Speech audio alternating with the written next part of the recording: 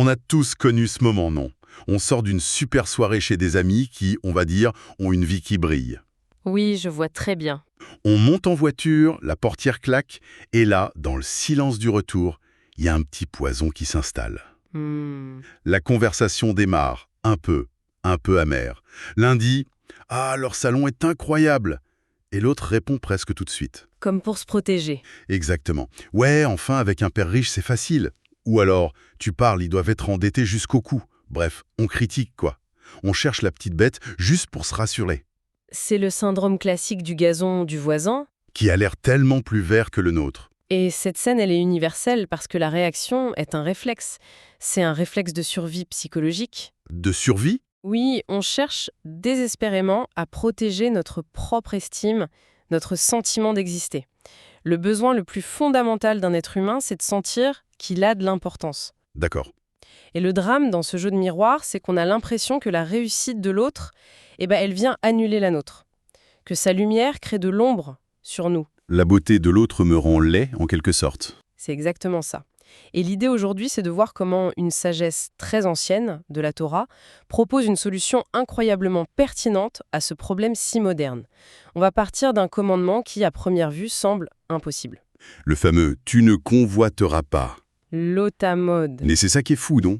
Comment est-ce qu'on peut faire une loi sur une émotion, sur une pensée qui nous tombe dessus sans prévenir? C'est comme demander à quelqu'un de ne pas avoir faim ou de ne pas avoir soif. Ça paraît contre nature, c'est un instinct. C'est la réaction la plus logique. Et pourtant, ce qui est fascinant, c'est de voir à quel point les 10 commandements sont construits avec une précision. Chirurgical. Ce n'est pas juste une liste de règles. Ah bon? Prenez les 2 tables de la loi. La première, qui concerne notre relation à Dieu, elle va du plus profond de nous vers l'extérieur. C'est-à-dire? Ça commence par la pensée pure. Je suis l'Éternel. Anoki. Ensuite, ça passe à la parole. Ne pas jurer en vain. Et ça se termine par l'acte concret. Le Shabbat. Respecter le Shabbat. D'accord, de l'intérieur vers l'extérieur, de la pensée à l'action, ça se tient. Mais regardez la deuxième table, celle qui concerne les relations entre nous, les êtres humains. Oui. Elle fait exactement le chemin inverse. Ah, de l'extérieur vers l'intérieur. Précisément. Elle part de l'acte le plus grave, le plus visible. Ne pas tuer, ne pas voler. Voilà. Puis elle remonte d'un cran vers la parole, ne pas porter de faux témoignages. Et où est-ce qu'elle culmine ? Sur la pensée. Sur le commandement le plus intime, le plus secret, le plus difficile. Tu ne convoiteras pas. C'est incroyable comme construction. Le grand commentateur, le Sforno, dit que c'est la clé de tout. La convoitise, c'est la racine de toutes les autres fautes. Si on ne maîtrise pas cette pensée, tôt ou tard, Elle nous pousse à voler, à mentir. à tromper, et parfois même au pire. C'est vertigineux. L'idée que les plus grands drames commencent par une petite graine d'envie. Mais est-ce que cette interdiction est la même pour tout le monde? J'ai cru comprendre que c'était plus complexe. Excellente question. Et c'est là que ça devient passionnant. Parce que la Torah elle-même nous donne 2 versions de ce commandement. 2 versions, oui, Bah, mais pourquoi? On a la version dans la section de Yitro et une autre dans celle de Vaetanan. Et ce n'est pas une simple répétition. D'accord. C'est un commentateur du XVIe siècle, le Kliyakar, qui nous donne une clé de lecture extraordinaire. Il explique que la première version, celle de Yitro, c'est une sorte de code de conduite universel. Pour toute l'humanité? Oui, elle interdit la hamda. La hamda, ce n'est pas juste le fait d'envier, c'est l'étape d'après. C'est le fait de manigancer, de préparer un plan, de mettre en place des actions pour s'approprier ce qui appartient à l'autre. Ah, ok. Donc c'est une interdiction qui porte sur des actes ou des intentions actives. C'est ça. Donc si je résume, la première version, c'est une règle de bon voisinage pour tout le monde.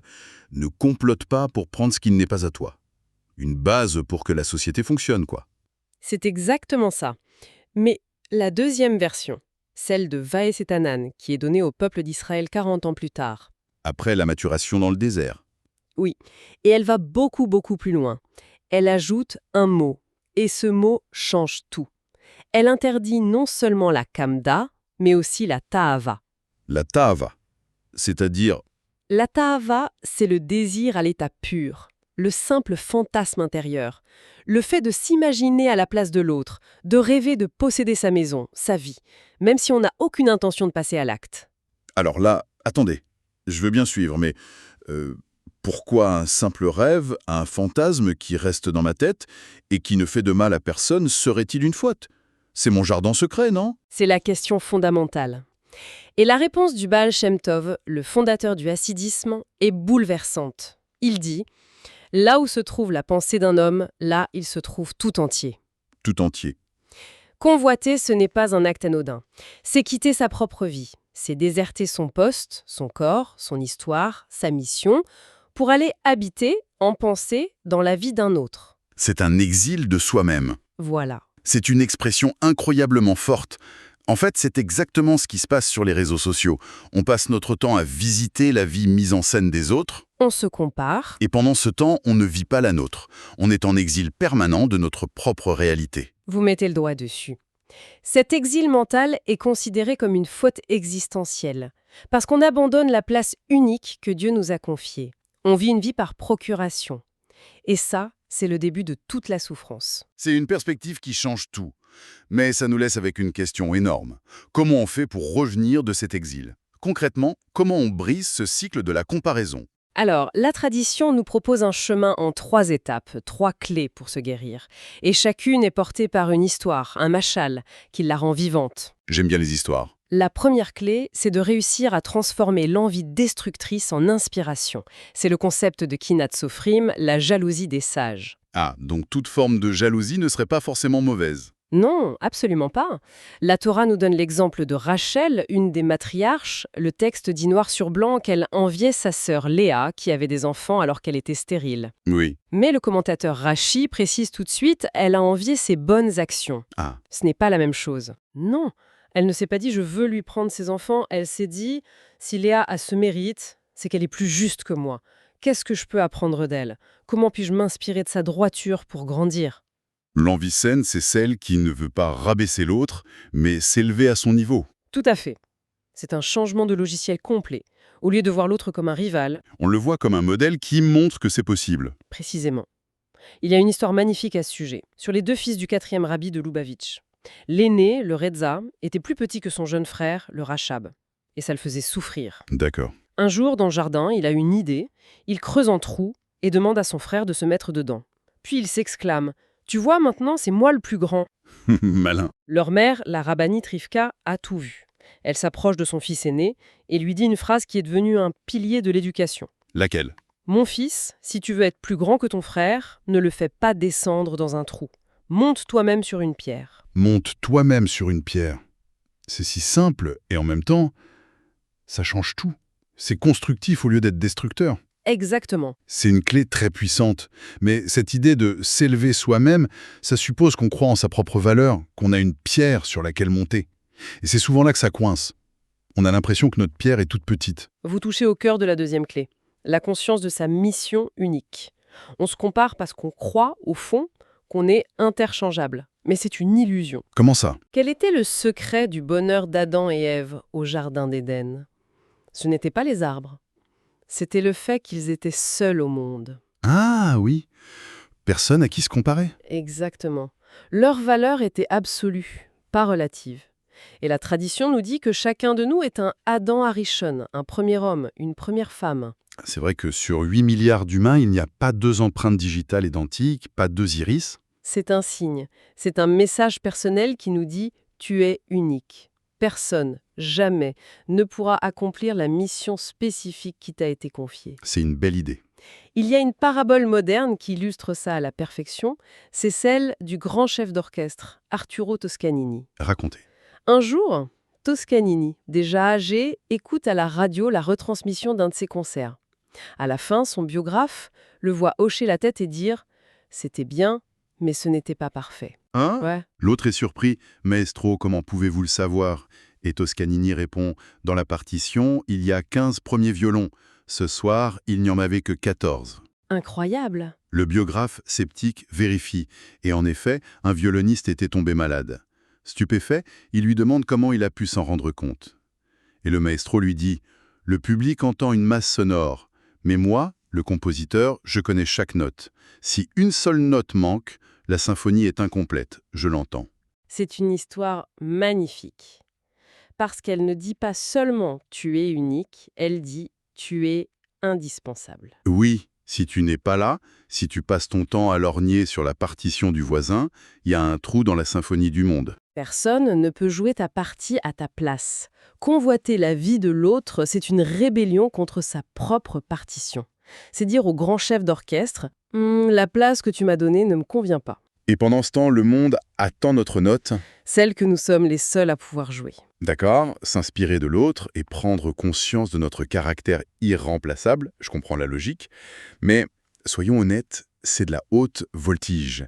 Dans l'instant, quand on scrolle sur son téléphone et qu'on voit la photo qui fait mal, la vague de jalousie, le pincement au cœur, c'est un réflexe. On le gère comment ça? Vous avez absolument raison.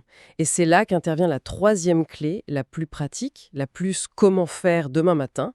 Elle nous vient du Tanya. D'accord. Le principe est d'une simplicité géniale. Le cerveau est par nature le maître du cœur. On n'a aucun contrôle sur la première pensée qui nous traverse. Le flash d'envie. Oui, ce pincement, c'est un réflexe, c'est presque chimique. On n'en est pas coupable. Ça, c'est déjà une bonne nouvelle. Ça déculpabilise. Totalement. Mais, et c'est là que réside tout notre libre arbitre, nous avons le contrôle total et absolu sur la deuxième pensée. Sur ce qu'on fait de cette première pensée. Exactement. Est-ce qu'on s'y accroche? Est-ce qu'on la rumine, on la nourrit? Ou est-ce qu'on décide consciemment de la couper nette? C'est un peu comme une pub pop-up qui s'affiche sur un écran. On n'a pas demandé à la voir. C'est l'analogie parfaite. On ne peut pas empêcher le pop-up d'apparaître sur l'écran de notre conscience. Mais on a le pouvoir, à chaque instant, de bouger la souris et de cliquer sur la petite croix pour le fermer. Immédiatement. Immédiatement. Le commandement le tahi mode, il ne nous dit pas « n'aie pas de pop-up ». Il nous dit « ne clique pas dessus, ferme la fenêtre ». Mais ce clic pour fermer la fenêtre, il demande une sacrée force mentale. Comment on construit ce muscle? C'est un entraînement. Le Tanya explique qu'il ne suffit pas de fermer la fenêtre du négatif, il faut en ouvrir une autre, positive, à la place. La remplacer. Oui. Dès que la pensée de convoitise arrive, on la ferme et on la remplace activement par une pensée de gratitude pour ce qu'on a, ou en se reconnectant à notre mission, en se disant « Ok, c'est sa partition, elle est belle. Maintenant, retour à la mienne ». C'est un acte de volonté. Une décision consciente. Au début, c'est difficile. Et puis, comme tout muscle, ça devient un réflexe. Le cerveau reprend le contrôle. C'est fou le chemin qu'on a parcouru. On est parti d'une scène de frustration presque banale, dans une voiture, Oui. de ce sentiment d'infériorité qui ronge, pour arriver à cette vision où chacun est une note de musique indispensable dans une symphonie divine. C'est ça. La solution, finalement, ce n'est pas d'avoir un gazon plus vert que le voisin, mais de tomber amoureux de son propre jardin, de le cultiver avec la certitude qu'il est unique. Vous avez tout résumé. Apprendre des autres, comprendre son caractère unique et maîtriser son flux de pensée. Pour conclure, je voudrais juste laisser une dernière idée en suspens. Je vous écoute. La tradition nous dit qu'une âme ne remplace jamais une autre âme, parce que chaque âme est un infini. La vraie question à se poser n'est donc jamais « pourquoi n'ai-je pas ce qu'il a ?» La seule question qui vaille, c'est « quel est l'infini que moi, et moi seul, je peux révéler au monde aujourd'hui ?»